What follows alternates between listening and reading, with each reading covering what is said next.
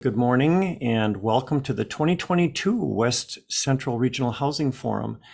We're glad that you could all join us today. We have about 160 people registered. We're bumping up to 75 people on the call so far and a few more joining. We're looking forward to a really timely discussion on housing developments and housing initiatives and some very exciting state housing policy opportunities and funding opportunities in the next session.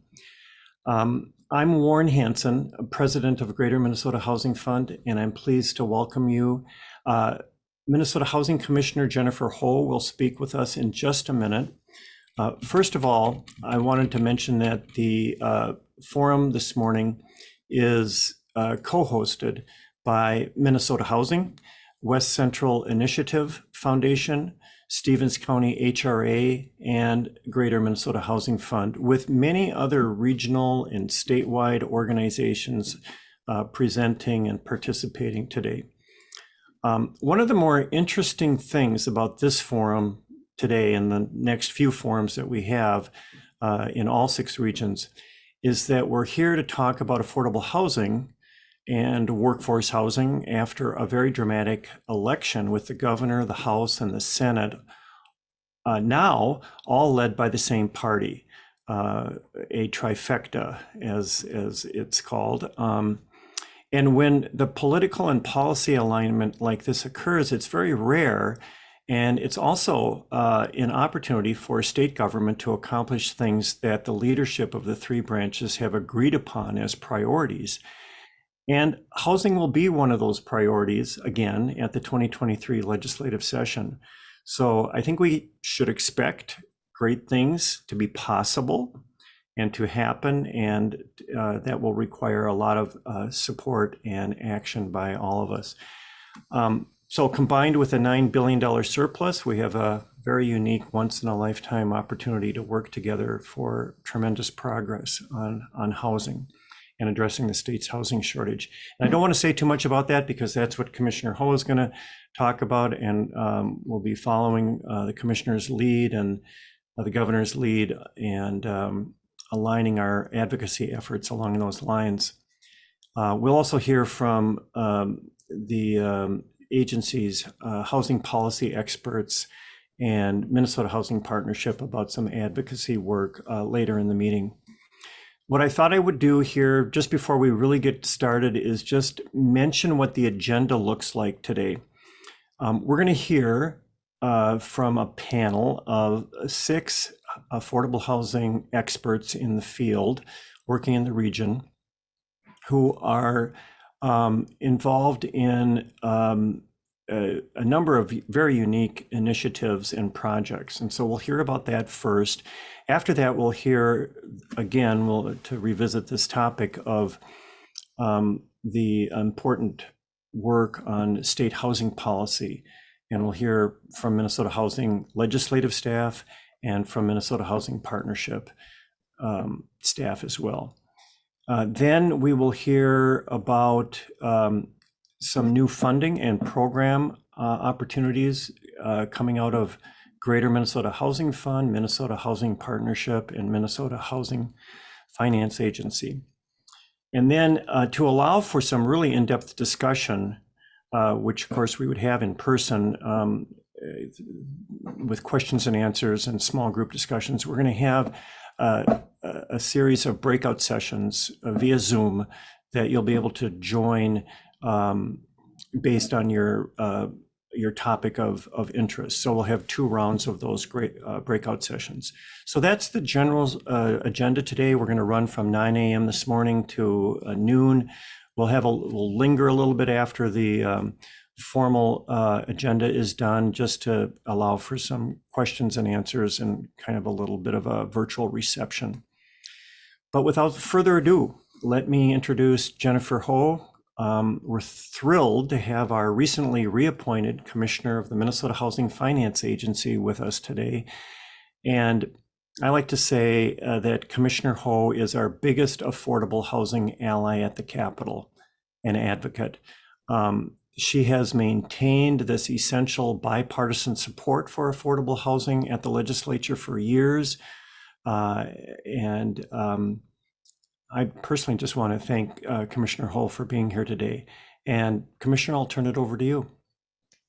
Great. Thanks, Warren, and thanks everybody who's taking the morning to join us. I will admit I am passing through at saying hi this morning, but Alyssa Wetzel-Moore on my team, who helped organize these with the Greater Minnesota Housing Fund staff, and I got a bunch of other great Minnesota housing staff that will be with you throughout the morning and can talk in greater detail about what we're thinking about and also listen to you. And really, I think this is a great opportunity for us to really make sure that we're hearing about the unique housing challenges that that you all face in the region. And I mean, we'll hit it square, right? We got rising interest rates, we got labor shortages, we got supply chain issues, everything costs more. You know, we are seeing that, we know that, and yet we know that that doesn't mean we hit the brakes. That it's so important that we keep up with the housing needs of every single part of the state. And a lot of gratitude to those of you who do the hard work of figuring out how deal by deal, unit by unit, house by house, we get this done. You know, I'm excited. I'm somebody who kind of plans for the worst and then can kind of be surprised when things turn out better than I feared. And so it's taken me a few days really to have this level of excitement about what's possible for us right now. And it's about the fact that we do have this enormous surplus. And it's a budget year, so we need to figure out what's going to happen with it. And we've got this leadership alignment where we're hearing from the Senate and the House, and of course from the governor and lieutenant governor, that housing is really a top tier priority. And so the ability to do something big, I think, is in sight. And the ability to do multiple things across the housing spectrum. We don't have to kind of choose kind of inside of a small dollar amount. We can actually make investments in manufactured home communities, and we can make investments in our work on preventing and ending homelessness, and we can keep seniors in their homes, and we can build new housing. But we have the opportunity to hit it on all fronts this session. For folks who pay attention to session, you know, last year the governor and lieutenant governor had $1 billion package on housing stability, on housing and homelessness, which was by far, you know, the largest package in the history of housing discussions. And with the way things are lining up, yeah, I think I can preview for you that that we think that our starting point is going to be even bigger than that this session. We're all waiting on the November forecast to see where the state's projections are. Obviously, there's some recessionary factors at play. But there is going to be a surplus, and a considerable amount of that, I believe, is going to be invested in housing. So how we invest it, how we get the message out in every community across the state that, as Warren said, everybody needs a home. Housing isn't partisan. No matter what your politics, no matter what your age, no matter what your geography, working, fixed income, new families, retiring seniors, working folks, like, we all need a place to live, and we all need a home that we can afford. It's just that we don't all make the same amount of money. And so I am very much looking forward to building bipartisan support up at the Capitol for the full continuum of housing needs, and making sure that we leave session in May on time with some very significant investments that help you advance projects that help you meet your community's specific needs. So I think I can't underline, bold, italics, highlight, flash in pink enough the fact that this is a really important year to be engaged in the legislative process. You may have new legislators in your district that aren't familiar with the good work that you do, the things that you've done to put our money to work. So I would encourage you to make sure that you look at the geography of your service area and understand whether you're working with re-elected candidates, but maybe a reconfiguration once they set up committees. Sorry, my lights go out every now and then, and I got to do this. Sorry, I'll stand in the dark. Or whether you have new elected officials in the House and the Senate that you need to bring up to speed on the way that our programs work.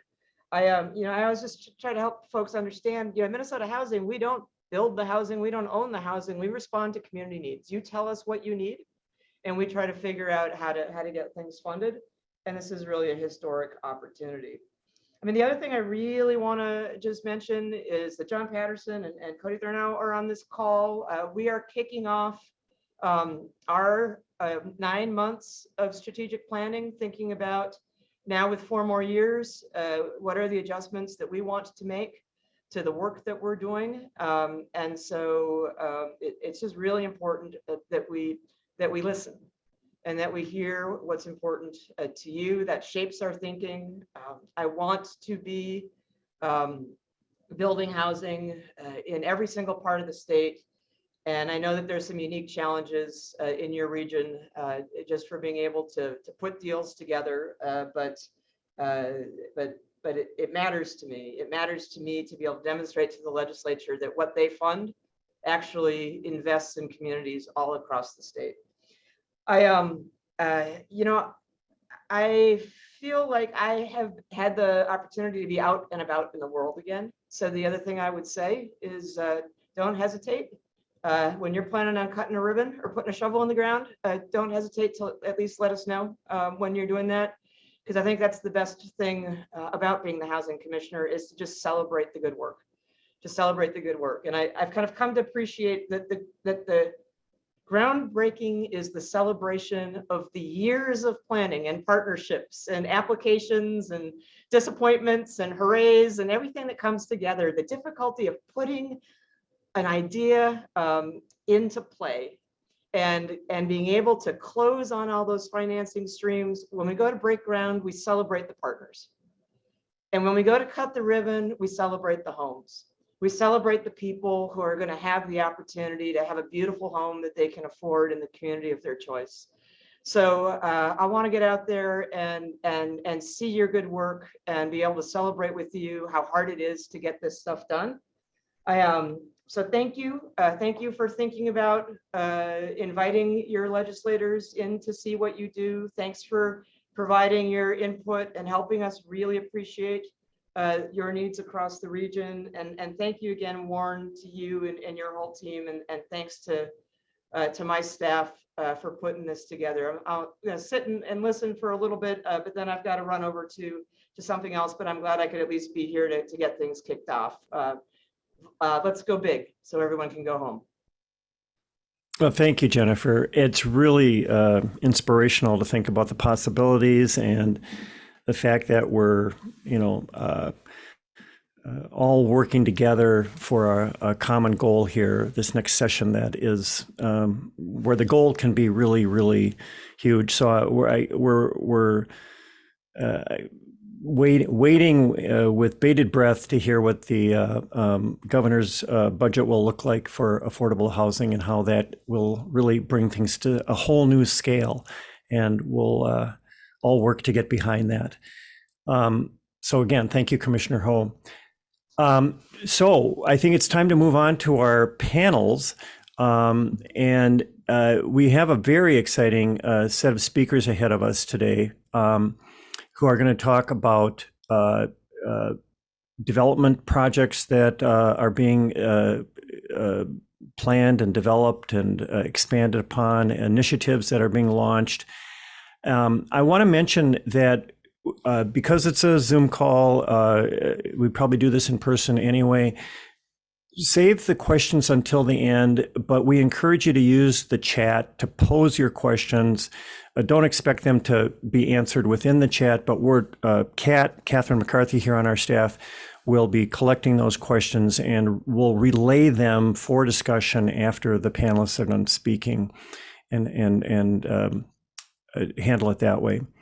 And then for the best experience, if you're not on mute, go on mute. It'll just give everybody the best experience. I want to just give you a quick run through of the speakers or the agenda, I guess. You can see the agenda, the speakers' topics on the screen. And I'll touch on this briefly. We're going to hear about employer-assisted workforce housing from two speakers, Amy Work, who is the HR Housing Project Manager at Riverview Dairy. She will discuss Riverview Dairy's efforts to address the employee housing shortage by developing workforce housing on company property in part. And interestingly, Riverview Dairy is an employee-owned company. So an employee-owned company creating a workforce housing for their employees, a very innovative effort. We'll also hear from David Shornack, one of the founders of Grow Perham. He will talk about this very successful local initiative by Perham business leaders to build workforce housing at scale, multiple projects over many years, to support Perham's growing workforce. This is a long-standing initiative. It's still active, it's still producing, and it has gained a number of lessons learned that I think are important to share among other communities that might be hoping to engage their employers in workforce housing development work. And so many lessons learned from David Shornack. And they'll kind of focus on that workforce housing, employer-assisted housing theme. Then in Moorhead, the city of Moorhead and the Moorhead Public Housing Agency is converting a 2002 low-income housing tax credit rental townhome development to residential home ownership. And two speakers will talk about this. Dawn Bacon, who is the executive director of the Moorhead Public Housing Agency, will discuss the details of the project conversion and the city's acquisition of the project, and then transition to rental home ownership. So that's the kind of the public housing agency's role. And then Tanya Kunzau from the Community Development Program, she's the administrator at the City of Moorhead, will discuss the home ownership conversion program for residents who wish to become homeowners. And so they'll tag team on that. Then we'll hear from the Otter Tail County Big Build Initiative, and some featured projects will be shared there. Amy Baldwin will talk about that. She's the Community Development Director at Otter Tail County. And this is a dramatic goal, a big, bold goal, as the commissioner talks about.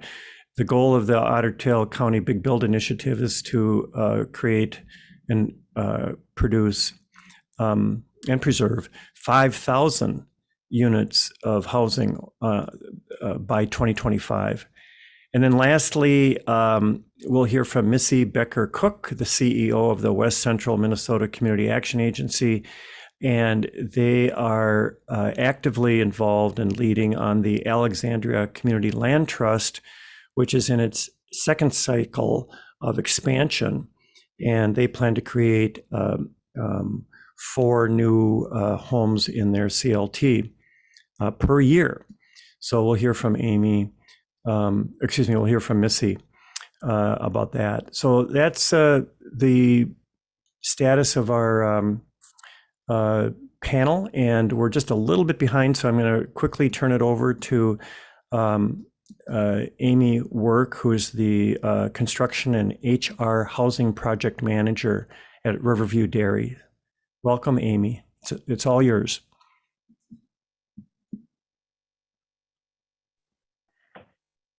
Good morning. I am so honored to have been asked to speak here today. This is an area of my job that I am very passionate about. And so when I got the phone call that there was interest, I got very excited very quickly. So thank you very much for having me. I actually lost my screen here, so I am unable to see the slides. We can accommodate you if, oh, you can't see the slides. Okay. No, I can see, hold on here, maybe I I can. think we're working on it. Oh, okay. We'll be managing the screen for you, Mhm. and you can let us Yeah. know to advance. Okay, we see it. Great. Okay. It's a very small little box on the side of my screen here. You might be able to shift, just to be technical for a second. Yes, If please. you're seeing a lot of attendees, little boxes of Brady Bunch people, you can slide that slider over and it'll make your screen for the PowerPoint bigger. Okay, very good. Now I'm back. Here we go. Okay. So I am with Riverview LLP, and we are a group of farmers that have dairy, beef, row crops, and a construction team. So I'm just going to give you a little history so that everyone can better understand what our company is about. Our story starts in 1939 when Paul Fair developed a beef farm and a crop farm with his family. And that was continued until the mid 1970s. And his boys were interested in continuing farming. And so they incorporated, and Lloyd, who is one of our founders here, he was very interested in developing the family farm. So that continued until his boys got older and they wanted to come back and farm with their dad and grandpa.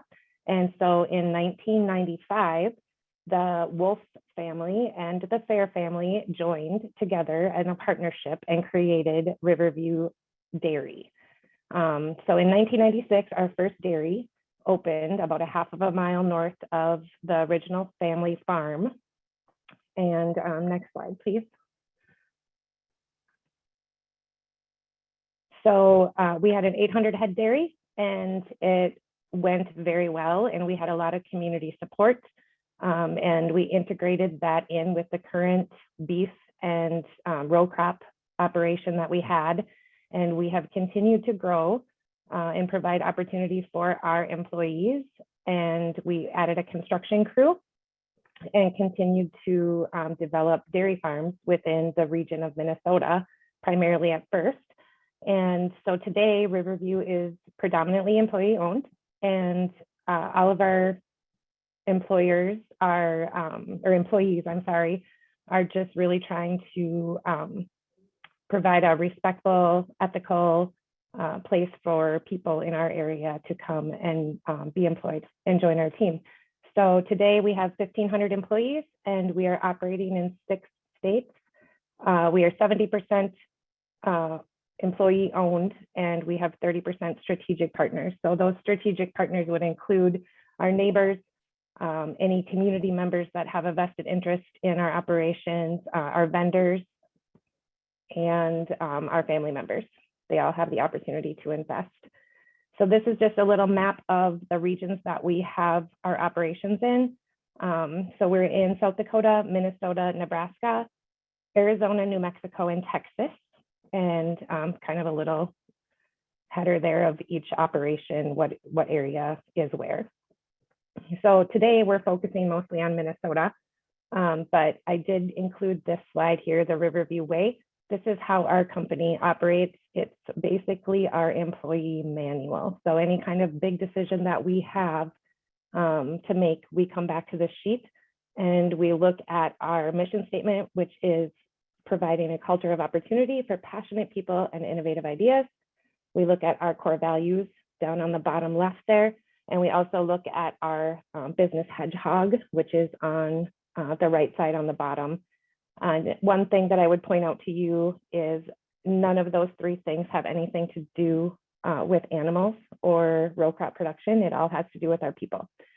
So within the process of growth, we had several leaders that realized that growing people and developing people was actually one of their passions, even equal to or more than farming. So that's what we decided to focus on. And we quickly realized that that is a huge business benefit because our people are very strong leaders. So one of the ways that we do that, give them opportunity, is with our employee housing program. These slides here, these next 4 slides, Jer, I'll just breeze through. So this is a construction site, pre-barn, I guess, of one of our dairies. But on the left-hand side there, you can see 2 little buildings. Those are 4-plex apartments. And that is basically 4 6-bedroom apartments in each one of those buildings that our employees are able to rent at a very low rate. We have predominantly single men working on our dairies. So it's an opportunity for them to pay a very low cost for their housing and be right at work without having to travel, because out here in Minnesota, it does not, the winter time is not fun to get back and forth to the farms. So, okay, next slide. So just crop production, an example of one of our, we have agronomy employees that take care of all of our crops. Next slide. And then dairy. This is our main operation, our main source of revenue is our dairy. And each one of our farms has approximately 52 employees. And I would say 30% of them are from Mexico and have families, young families that they have brought into the United States. Our beef production happens primarily in New Mexico and Texas. And quite honestly, this is one area that I'm not as familiar with, but we do have a beef operation. And then now we'll talk about our housing. So specifically in Minnesota, we have in Stevens County 18 homes that Riverview owns. We have purchased and remodeled or built. And in Stevens County, 9 of 18 are in the city of Morris. The rest of them are near our dairy farms. And then in Traverse County and Wilkin counties, we have 11 homes, and 2 are in Campbell and 2 are in the city of Wheaton. We have 15 homes in Swift County, 2 in Kirkhoven, and 1 in Murdoch. So why do we do this for our employees? Because we have a large percentage of employees that we recruit from other areas. We have veterinarians, nutritionists, agronomists that we employ, and sometimes they come from out of state. It's a lot easier to recruit to rural Minnesota if we have employee housing options for them, so that they can come and rent until they can find their own house to buy, if that's what they'd like to do. Also, it provides an opportunity for our employees that come from Mexico to bring their families and have a safe, affordable home to raise their families in. And when they come from Mexico, they have a credit score of 0. So it's almost impossible to find anyone to rent them a house or give them a lease with that kind of credit score. So it gives them an opportunity to stay in our homes and build their credit so that they can either rent their own or buy their own home. So the benefits to the employees, I kind of already started that slide, but we have a lot of first-generation immigrants working with us. So it's really important that we can provide them with a safe home to live in. They, like I said already, they don't have a credit score. Also, it teaches them how to live in the United States, pay their bills monthly, and then also take care of a home so that when they do get their own, they know how to run the furnace, they know how to do the plumbing things that have to happen, the water softener, just keeping it clean, caring for the outside of it. So that's a really important piece, we feel, of teaching them how to be successful renters or homeowners, because they don't have that knowledge when they come here. Next slide. So the benefit to the community. So one of the things that we want to do here at Riverview is add value to the communities that we live and work in. And so we've found that the neighborhoods that we build these homes in, although there is sometimes some resistance at first, the neighborhoods really come around these families. They help them. Our families help their neighbors. And we have a group of spouses that have formed an organization called Conexiones. And that group of people, when we get a new immigrants coming to the area, they really grab a hold of that employee and their family, and they teach them where the library is. They help them get their children enrolled in the school. They, help them get established at the clinic, take them to the grocery store. They do a lot of things just to integrate them right into the community so that they feel comfortable and welcome. And then also there is adult English language classes offered through community education, as well as we're fortunate enough to have a division of the University of Minnesota here in Morris that provides those services as well. And it helps keep our population in our small schools. A lot of our small schools are struggling for revenue. And in a lot of the areas that we build dairies, there's not very many people. So they're contemplating joining schools with the neighboring community, or they're trying to figure out what kind of referendums they can pass to keep going. And so when we put kids in those schools, it helps with that financial obligation that the school has. The employee spouses, oops, can you go back just one more time? Thank you. So the spouses are working in the grocery stores and the schools and the banks once they get their green cards. And one thing that we really try to do when we're building houses is we try to find a rundown home that isn't livable, and we tear it down and build a new home in its place. So it also puts Riverview into the local tax base, which the small communities struggle. So, and we always use local contractors when we build our homes. So it helps just keep the revenue in the communities. Okay, I'm ready for the next slide. The benefit to Riverview. So the reason why we started to do this is, like I said, it was hard to recruit, but also we like to provide opportunities for our managers. And as we open new farms or just the regular growth of our company, we need to move people around to give them those opportunities. And that's a lot easier for us to do when there's no leases or homes to sell. We can give them the opportunity. It's a swift execution, and we move them into a new community, into one of our houses, and it works out really good for us. It helps us show appreciation to our employees for their hard work and leadership skills and good attitudes. We do not profit from the rent. It actually costs Riverview money. It's not a profitable thing to have our employee houses, but we do feel like it's a really important thing for our company to have. And it's also an opportunity for us to help and give back to the communities that we are farming near or living in. So the details on our homes, this is the first home we built in the city of Morris. We built that home in 2010. We built another one in 2012. And it was very basic. It was inexpensive. It was a very simple floor plan. You can see it's a straight floor plan, straight roof pitch, very basic home. And okay, next slide. So that has developed now into a series of floor plans that we are using that have just a little more character.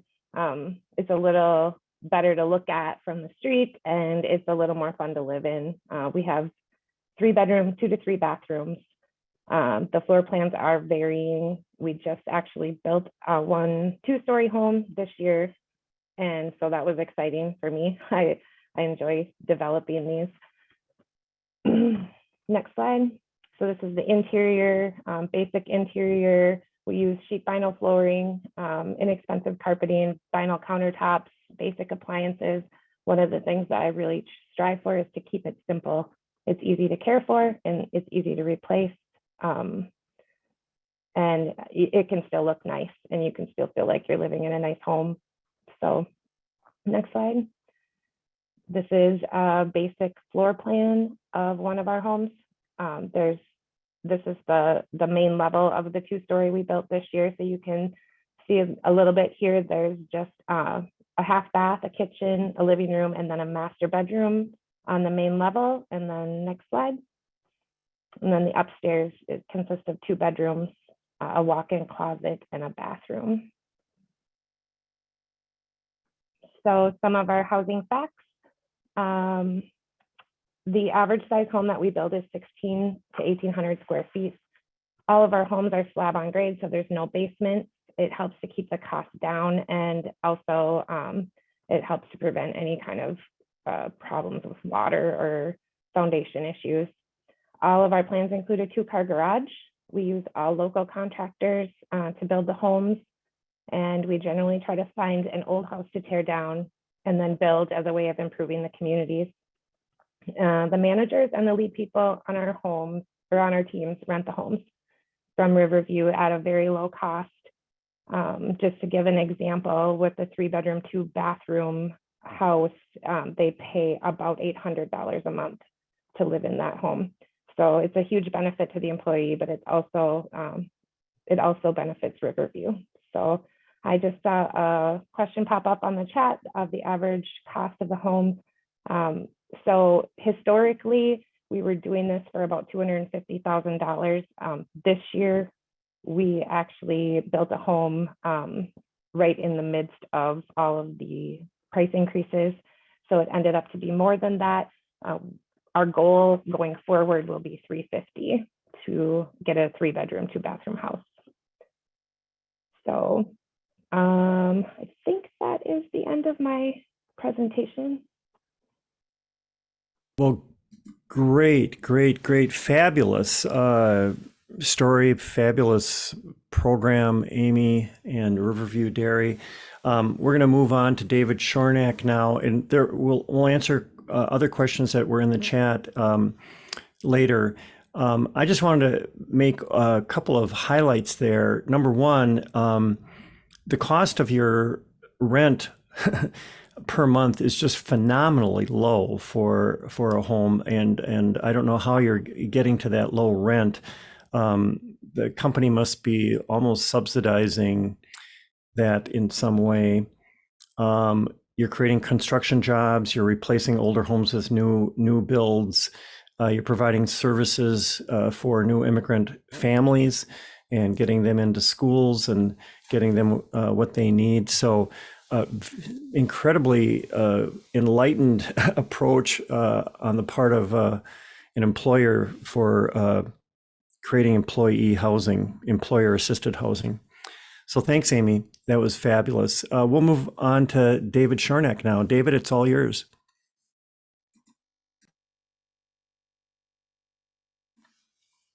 You might be on mute.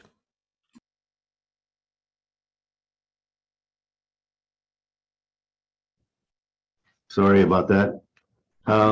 Thank you for the invitation to talk about what's happening here in Perm, what we're doing with housing and with workforce. I'm going to give you maybe start out with a little overview of why we started with housing in the first place.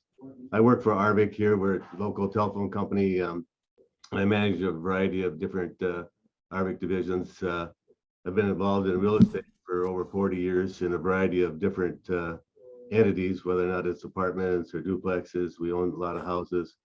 We're also in the process of building spec homes here, my wife and myself and my son-in-law. So we've been involved in all types of real estate. Next slide. One of the things that I'd like to talk about a little bit is about some highlights about Perm, some area statistics, and also that Grow Perm really has taken the lead in multi-unit housing in Perm, and then talk about some of our experiences, maybe some of the other initiatives that are happening in Perm and lessons learned. Next slide. Perm is a town of 3,000. We're located in northeast Otter Tail County. We're a small town, but all of us, and maybe some of you have heard, we partner together well. We work together well. We're all of us, the leaders in town, we're all in partnerships together. It's amazing how many different partnerships we have together, working with other leaders on different projects, whether or not it's housing or community center, the school, just a variety of things. So we have learned to work together, we play together, and we're growing together as a community and as individuals. Some of the major employers here in town is Shears, you got Perm Health, Perm Living, you got Tuffy's, you got the school district. Of course, we got Arvix here. This is our central headquarters here in Perm. Kit Masters, Kenny's Candies, Bungard's Creamery, and Industrial Finishing Services. And all of these here, over the years, we have been short of employees. And so we took a look at it. This is a little old information. It's about 10 years old, but we wanted to know, where is our employees coming from? You know, are they local? How far away are they? I think one of the premises that we worked off is that if people were local, they were apt to stay in the job. And so, as you can see here, this is a little old information, like I told you, but Perm had about 18% of the workforce came from the city of Perm. And as you can see, the breakdown there, all other locations, about 70% came from outside of the area. And this is really important as you grow a community, as you grow your employee base. It's important to have your staff somewhat local, at least from our perspective. And so that's one of the reasons why we looked at this here in the first place. Next page.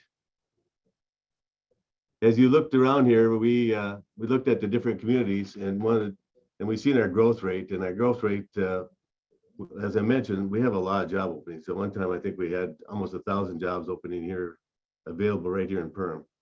And then you look at the growth rate, and you see that we're not even 1% growth rate here from the time period that we looked at here.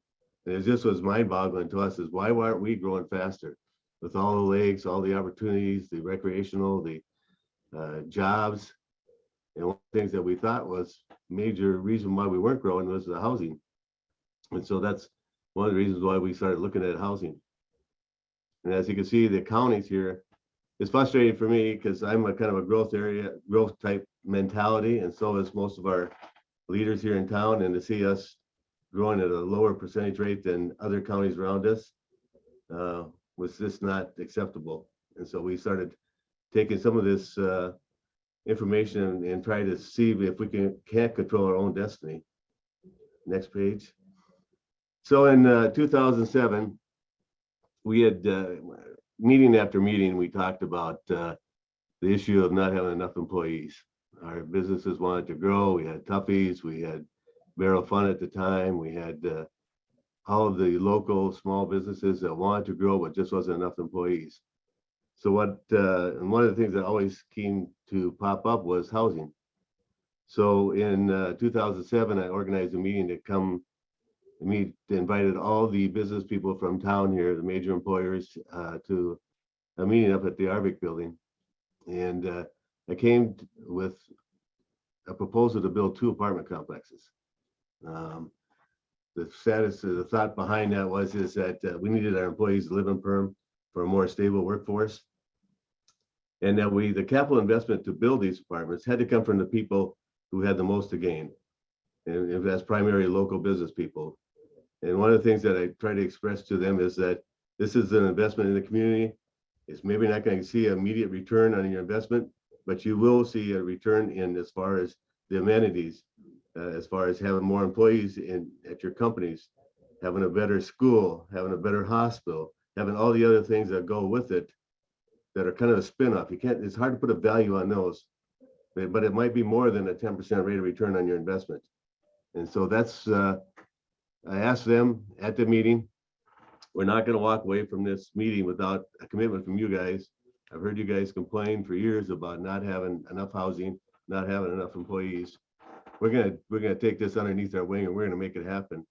And we're gonna utilize local people. We're gonna utilize our builders, electricians, plumbers, the banks. Banks finance all of our buildings up to this point, and the initial investment was $10,000 per share. We did have several that invested a lot more than $10,000, and And that particular day, we raised $600,000 to start kicking off the first two buildings, which were about $2.1 million. So we kicked it off. You can see some pictures here of what we're doing. Next slide. So in December of 2008, we kicked off the first two initial 14-unit apartments. As you can see, the breakdown of the bedrooms. The initial cost is per unit was, or per building was about $1 million, a little over $1 million. And as I mentioned, we raised about 600,000 that first day to put two units up. Next slide. And we can just kind of roll through these. These are just slides of the buildings that we built. We kind of built one per year. We filled them up as quickly as we build them. And in 2010, of course, we ran into a little tighter market. Credit was a little tighter. But the interesting thing was that our mix of renters was different than we originally thought. We thought there were going to be a lot of employees. What we found out is that a lot of them were teachers, professionals, other occupations other than just our labor force. And you kind of continue, just kind of slide through these. These are units that we built. This is a workforce unit. There's 22 units in this building here. They're mostly one bedrooms. We rent them out for $4.95 a month. It's right across from Shears right now today. As you can see, every year we kind of built another one. We can continue there. In 14, we started getting to the size. Initially, it was just myself and our accountant that ran the operation until 14. Then we started hiring. It just got to be too much. We hired ourselves a project manager and an overall rental manager. As you can see, we continue to construct new buildings. 16. Then we also started buying some. Back then, at that point, we had 10 buildings. At 16, we built another building. We started to go to 24 units. The cost per unit was cheaper at that time, so it made sense to go a little bit bigger. We did buy the local. There were several apartment complexes in town here that were for sale. We figured that we might as well buy them. We felt that scale would help us attract a better manager, better utilize the equipment and resources that we needed to maintain the facilities. So that's why we bought 3 buildings, apartment complexes to add to the ones that we're building. Next slide. The other developments in town is Westwind. It's a local group. I was part of that too. That we developed. We bought 140 acres from somebody in town here, and we started building spec homes there. And today there's over 200 homes in that development.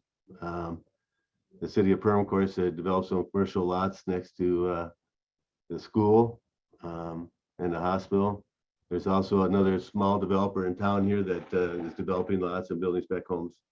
And also as a result of, I think, some of the advertising and the promotion that we did with our units, we had another individual come into town and built some units in town here, some housing units. Next slide. Okay, the lessons learned is that number one, it takes all of us to work together as a community to make a community grow. And number one, you need to have buy-in from the investors. That it'll make a difference, not only in their company but in the community. And of course, the people with the most interest and most to gain have to be investors. They have to invest. They have to not rely on government or rely on some other entity to provide the resources needed to make workforce available.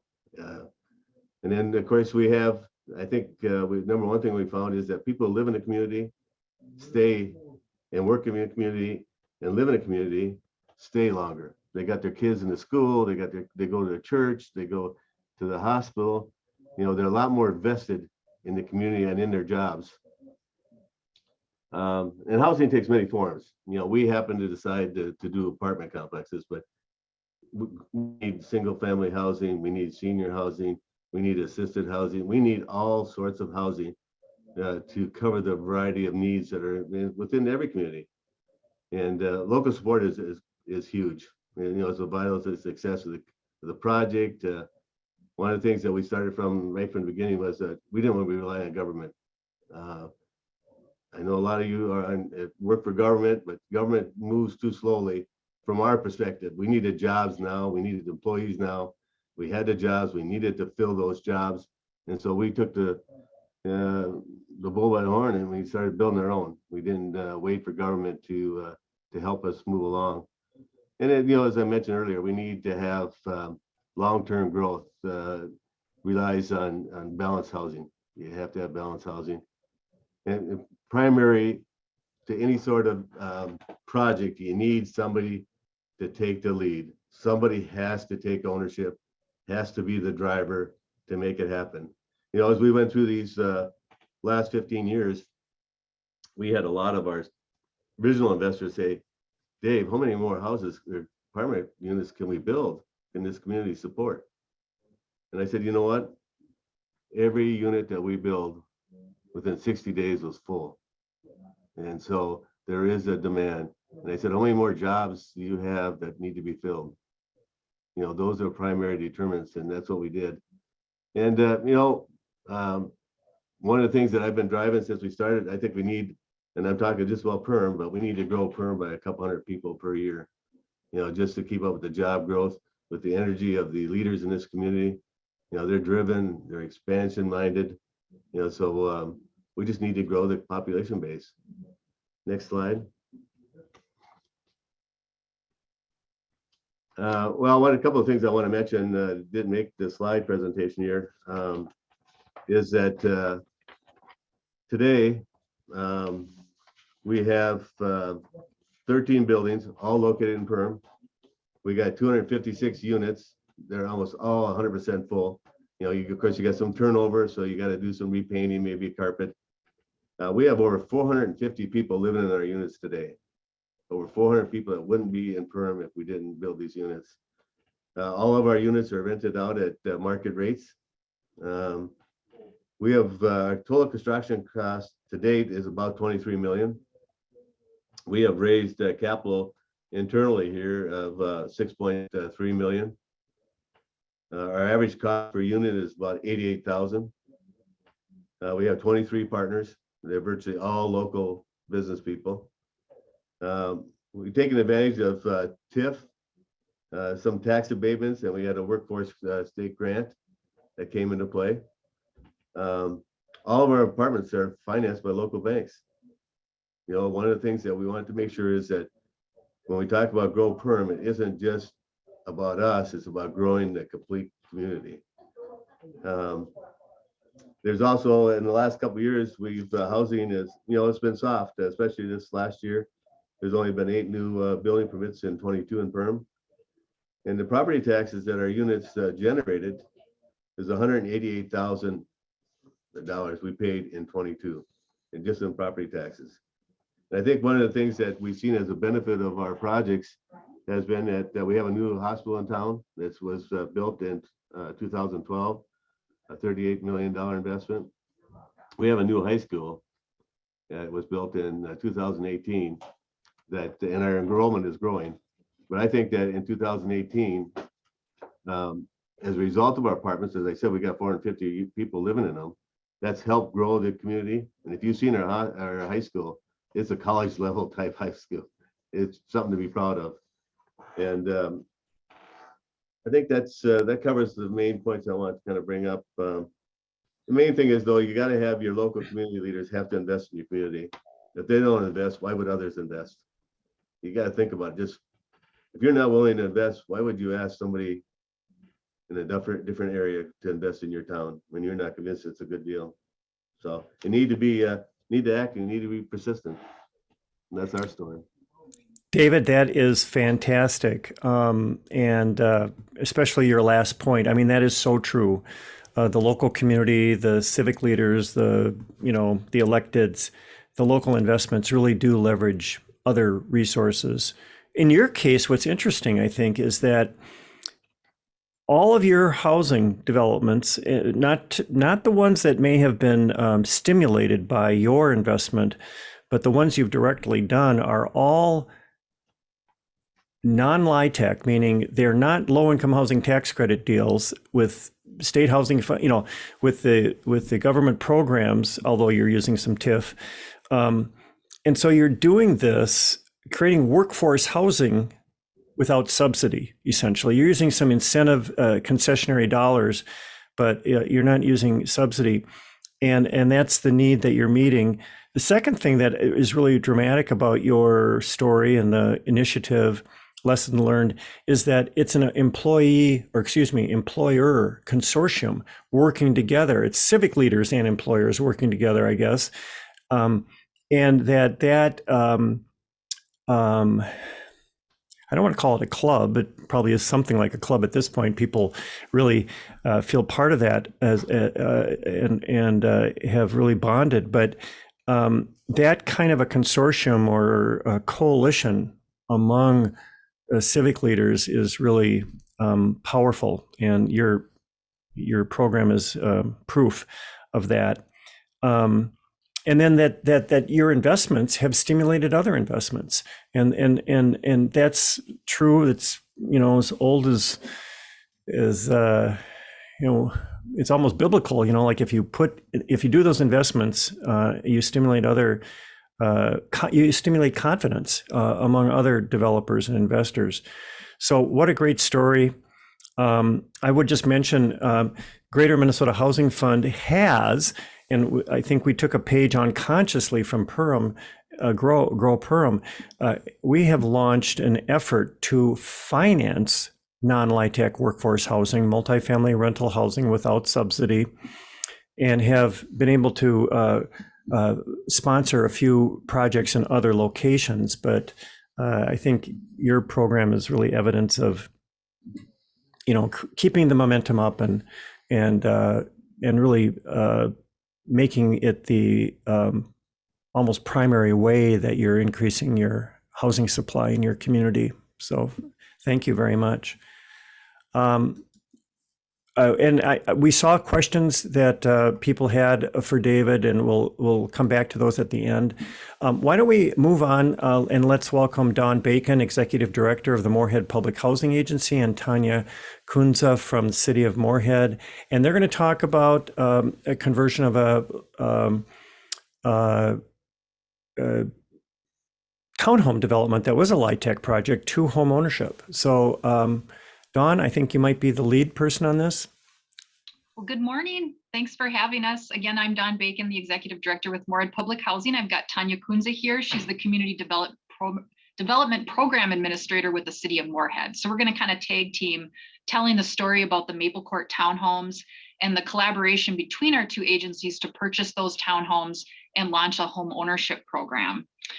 Just a little bit about the City of Moorhead. If you're not familiar, and you probably are because you're in the West Central region of Minnesota, but we're a growing community. I think we're around 44,000 population. We're part of a larger metropolitan area, cross-border with Fargo, North Dakota. With Moorhead Public Housing, we have a strong connection with the City of Moorhead. Our board members are appointed through the mayor and the council at the city. We have 181 housing units, and most of those are through HUD's low rent public housing program. We recently shifted 30 of those out of that program to a different affordable housing model. And in addition to that, we operate about 70 vouchers that are state and county funded that serve people with mental illness who are stuck on a Section 8 waiting list. So before they transition into that program. So a little bit about Maple Court Townhomes. This is a 34 unit, 6 townhome buildings built back in 2002, and there are a mix of 2, 3, and 4 bedroom units with attached garages.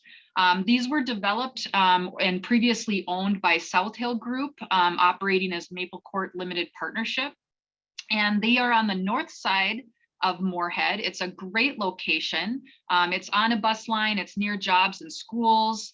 There's a sugar beet plant, an elementary school, the Clay County Social Service Center and courthouse.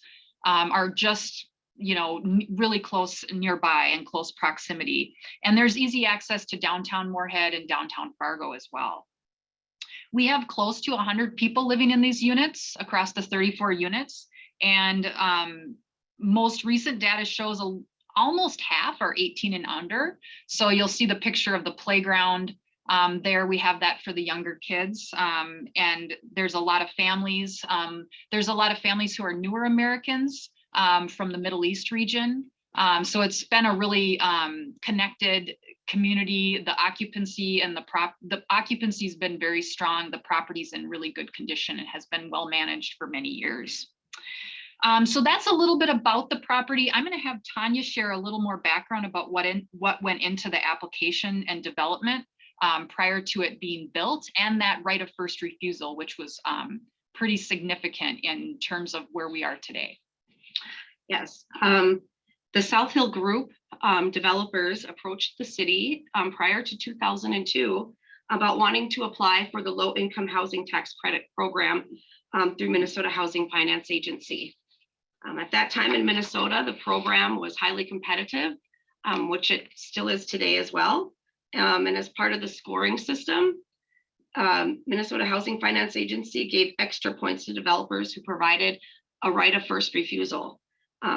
Basically, a right of first refusal obligates the seller, which was South Hill Group, to contact the rights holder with an option to purchase the property before they can accept other offers. And the right holder was us, the city of Moorhead. Basically, the right of first refusal had laid the groundwork for the development and tenant opportunities many years tenant opportunities many years later. The right of first refusal gave the city an option of purchasing half of the townhomes, 17 of the 34, with intent of converting from rental to home ownership following the initial 15-year compliant period. 3-year period where there was a 3-year period where the city was given that option to purchase those 17 units. And it was the option of purchasing them for an amount equal to the remaining mortgage balances on those units. So the different minimum purchase price and what we sell to the qualified tenants will be captured by the and be able to use for public purposes such as affordable housing. And you can switch the slide, please. And 20 years later, here we are. So basically,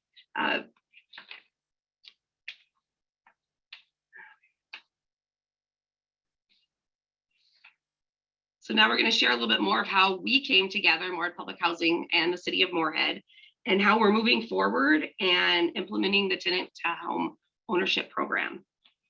And you can go to the next slide. I did want to say just a little bit about why we did this. Oh, the slide prior to that, the why. Back it up. There you go. Now forward. One slide forward.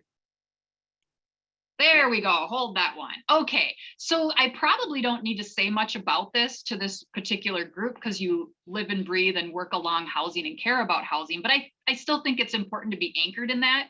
And so you probably noticed that the right of first refusal was on half of the development, but that the development really functioned across the 34 units. And so that's kind of how this collaboration came together with the city and Moorhead Public Housing. So, why did we do this? It really boils down to two things. One is preserving affordable rental housing for the long term. And the second is providing those home ownership opportunities. So, it's often been said we can't build our way out of the housing crisis. So in addition to new development, we really need to safeguard the current affordable housing stock that we have. And the previous owner, they were ready to sell. And I think without the city of Moorhead being willing to look at this option and being able to partner and for us to acquire these units, there was a real risk that someone else would purchase the units and the clock would run out on that compliance period with the tax credits, and those rents would go up and no longer become affordable. And we know, data through Minnesota Housing Partnership tells us that our county has, and actually I think our region has some of the highest rates of cost burden when it comes to affordable rental housing. So for Moorhead Public Housing, that obviously hooked right into our mission. It also hit on the strategic goals of the city in terms of, continuing to promote a thriving, healthy community. And also for Morehead Public Housing, it was a strategic opportunity for us to diversify our housing portfolio because we have been very focused and embedded in the public housing model. And so we want to be positioned to continue to be responsive to affordable housing issues into the future. So Tanya, I'll let you talk just a little bit about the homeownership angle on that. Yeah, basically,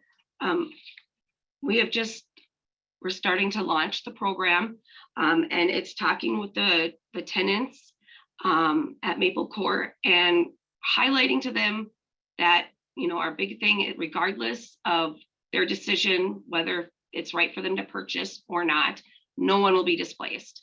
That they are just being given this opportunity that many of them may have never had in the past, the option of being able to purchase a home and at an affordable rate and with supports along the way.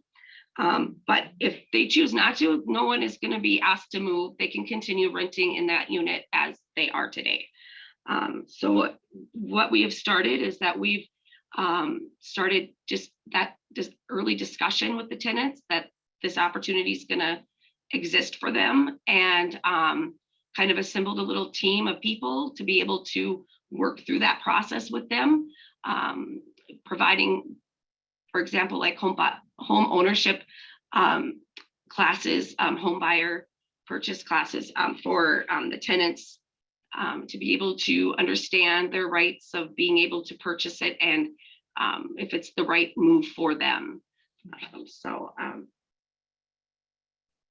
Yeah, that's pretty much. You can where we're advance to the at. next slide.